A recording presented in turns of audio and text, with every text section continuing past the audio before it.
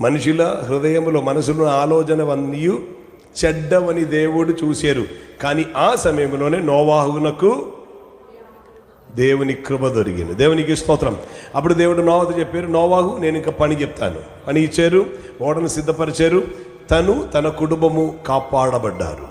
So నోవాహు ఒక భార్య, shame, హామ్, యాఫెతు, వీరందరూ అనుసరణ గలవారై ఉండను. God spoke only to Noah. నోవాహుతోనే దేవుడు మాట్లాడారు. It's not necessary that God should speak to each and every one of you.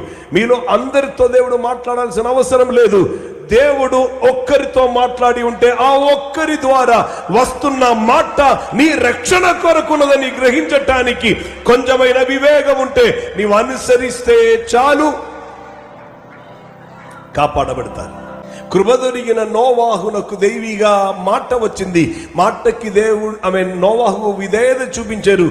కృప నొందిన వాడు కాపాడబడ్డారు. అతనితో పాటు అనుసరించిన వారందరికీ ఆ కృప వర్తించింది.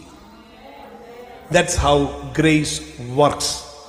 కృప క్రియ చేస్తున్నది ఎలాగనంటే, కృప దొరికిన వ్యక్తితో పాటు నీ విధేయతో నిలబడితే దొరికిపోతుంది. అక్కడనే అనుసరణ లేని వారు ఏమయ్యారు?